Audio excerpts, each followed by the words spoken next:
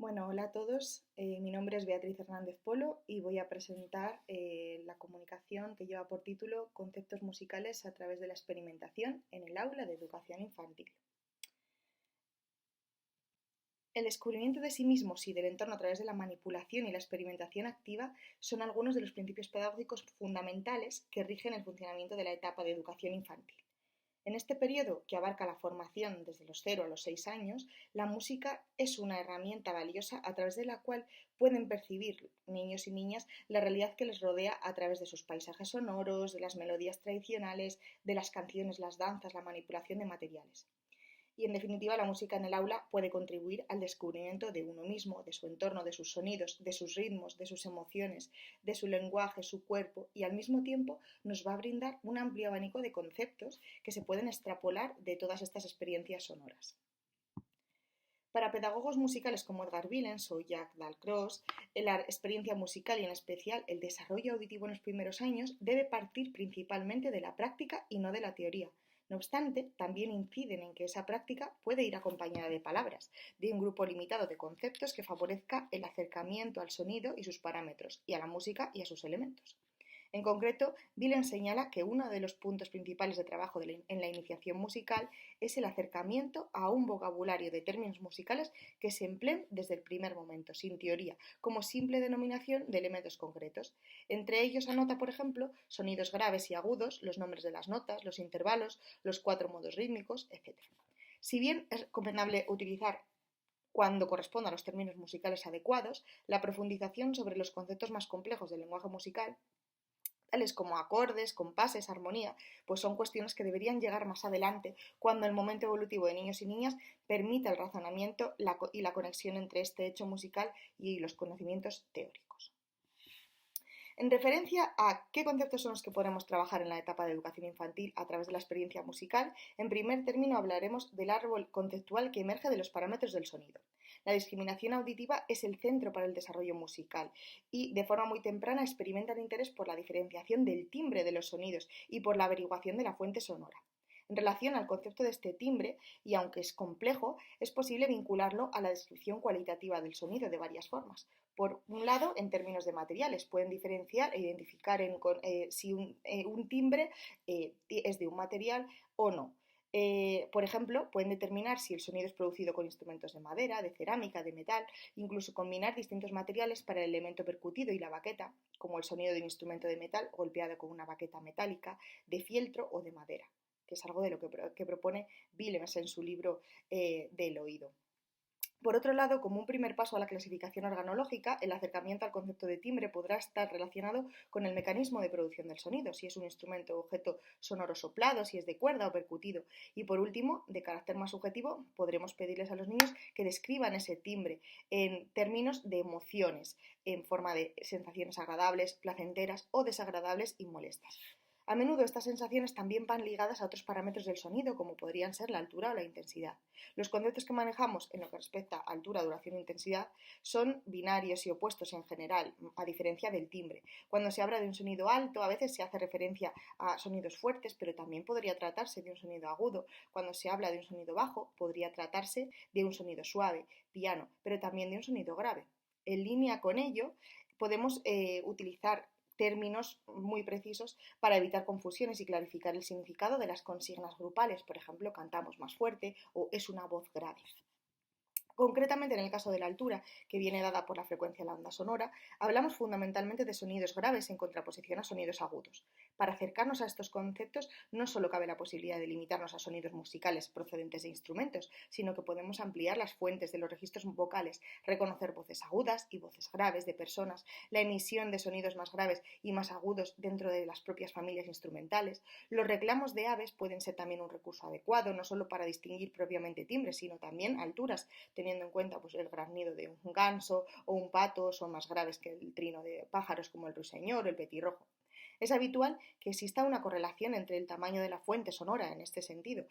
por ejemplo, en el caso de las familias instrumentales, pero también de los animales. Normalmente, cuanto mayor es el tamaño, más grave suele ser su registro sonoro y viceversa. A pequeña escala, en materiales sonoros como las familias de campanas que propone Willems, encontramos que normalmente la altura del sonido está en relación con la dimensión y se puede partir entonces de los conceptos grave, grande, agudo, pequeño. En la etapa de infantil, además, se plantea trabajar visualmente, se puede plantear visualmente la clasificación y la organización ordenada de sonidos en función de su altura y de su tamaño. También dentro del parámetro de la altura, Willems propone trabajar la noción de la subida y la bajada del sonido, unos conceptos abstractos que pueden concretarse con elementos visuales como la flauta de émbolo, cuyo émbolo sube cuando el sonido sube hacia los agudos y baja cuando baja hacia los graves, pero también con xilófonos, metalófonos o carrillones inclinados, colocados de tal manera que los graves estén hacia abajo y los agudos hacia arriba. Todo esto sumado a los grafismos no convencionales de movimiento sonoro y su trabajo previo gestual, cuyo trazo sube y baja en función de la altura, permite que este grupo de conceptos abstractos que se relacionan con la altura puedan ser visualizados y asimilados. En el caso de la intensidad, que viene dada por la amplitud de onda, si bien musicalmente se hablaría en términos de dinámica y matices musicales, los conceptos base que vamos a utilizar son el de fuerte o forte, suave o piano. Esos términos en sí mismos son ciertamente relativos, de tal forma que, al igual que sucede en el caso de la altura, cobran mayor sentido cuando se comparan varios sonidos entre sí. Desde el punto de vista interpretativo, estos conceptos de fuerte y suave presentan además una correlación directa con la fuerza que se imprime al tocar un instrumento o al emitir la voz, así como con el peso y con la densidad. Por otra parte, es preciso matizar el interés que pueden presentar conceptos relativos a la modificación progresiva y gradual de la intensidad, como el crescendo o el decrescendo diminuendo. En este sentido, dada la necesidad de experimentación y manipulación que encontramos en esta etapa de infantil, más allá de los instrumentos, consideramos que la percusión corporal o la emisión vocal son los recursos que permiten una mejor comprensión de los términos de fuerza y su graduación creciente o decreciente. No obstante, cabe matizar que en términos gestuales, aunque la música suene pianísimo, es decir, se calme, se adormece, se susurra, como decía Dalcroze, no necesariamente implica una pérdida de tensión, sino que los músicos que ejecutan un piano pueden experimentar una tensión muscular igual que el fortísimo cuando hacen un piano. Para Dalcroze, la duración es uno de los elementos musicales más íntimamente ligados a la sensibilidad y a su vez está vinculada con los matices de energía. Se trata de un parámetro nuevamente relativo, es decir, que cobra sentido cuando dos o más sonidos se comparan entre sí y está relacionado junto al ritmo con los conceptos de agógica y de tempo. En función de la duración, que viene dada por la longitud de la onda sonora, podemos hablar de sonidos cortos, de sonidos largos y en definitiva de proporciones que van a sentar en el futuro las bases métricas de las figuras rítmicas. En lo referente a la velocidad, al igual que sucedía en el caso de la intensidad, podemos hablar en términos de lento, rápido, deprisa o despacio, pero también de una progresión gradual, donde podemos añadir determinantes extensivos como más o menos rápido o emplear los términos propiamente musicales, como el acelerando o el retardando. En el caso de los parámetros del sonido y en especial de la altura, la intensidad y la duración, cabe destacar además la utilidad que tienen los grafismos, especialmente los no convencionales, para complementar la asimilación de todos sus conceptos relacionados. Del mismo modo, los musicogramas, inspirados en muchos casos en las grafías de la música contemporánea, se presentan como herramientas visuales que refuerzan y acompañan esa experiencia sonora y además avanzan a los niños y niñas en una lectoescritura musical convencional que concrete y simbolice todos estos elementos. En el caso de los elementos de la música, ritmo, melodía y armonía, en primer lugar, en torno a la conceptualización del ritmo existen numerosas dudas, porque hacer o tocar el ritmo de una canción en muchas ocasiones se confunde con marcar el pulso, con hacer un ostinato. Por eso sería recomendable utilizar los conceptos que pedagogos como Dalcroze o Willems enmarcan como modos rítmicos, matizando la diferencia que existe entre marcar el ritmo, marcar el tempo, el primer tempo, la división de los tiempos. Igualmente, se vinculan a ellos los términos de suave, fuerte, crescendo, decrescendo, lento, rápido, acelerando, ralentando, que hemos apuntado anteriormente a los parámetros del sonido. Del mismo modo, el ritmo va íntimamente ligado con conceptos cualitativos al orden, a la organización de los sonidos en el tiempo, y de esta forma permite trabajar para su comprensión con términos numéricos, número de golpes, número de tiempos, el compás. En segundo lugar, la melodía es un concepto complejo. Cantar, improvisar, tocar una melodía es diferente a cantar, improvisar o tocar una canción. Una melodía no tiene por qué tener texto y de hecho se puede concebir como una parte de la canción. Por otro lado, dentro del árbol conceptual correspondiente a la melodía, encontramos también conceptos que pueden utilizarse de forma independiente, como los intervalos, el fraseo, la línea melódica o la respiración. Además, podemos acompañarla con ostinatos rítmicos, con los modos rítmicos, y de hecho, partiendo de que la melodía incorpora un ritmo intrínseco, todos los conceptos asociados al ritmo son extrapolables a la melodía.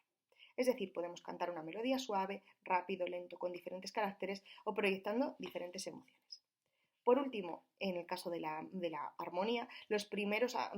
aproximaciones a estos conceptos van a partir del canto, fundamentalmente, que sean capaces de cantar a dos voces, cantar en canon, cantar sobre un bordón o cantar con un acompañamiento armónico que podrá determinar y alterar de forma clave el carácter, las sensaciones subjetivas que proyecta en niños y niñas una misma pieza musical. En conclusión, podemos decir que en definitiva desde una edad muy temprana los niños comprenden y van adquiriendo y manejando un vocabulario relacionado con sus experiencias, sus descubrimientos y el mundo que les rodea. La etapa de educación infantil supone un momento clave para mostrar a niños y niñas una primera aproximación a conceptos musicales de carácter fundamentalmente cualitativo, que les permite elaborar descripciones de sus propias experiencias sonoras y musicales, comprender consignas para la práctica musical, desarrollar su creatividad y facilitar la comprensión de conceptos musicales complejos en el futuro. Como punto de partida de este árbol de conceptos musicales hemos tomado los parámetros del sonido y los elementos de la música, que si bien son conceptos en sí mismos, a su vez se ramifican en numerosos términos que niños y niñas pueden comprender y manejar con objeto de expresar, describir, producir, reconocer e inventar sonidos y experiencias musicales de una forma más consciente y enriquecedora.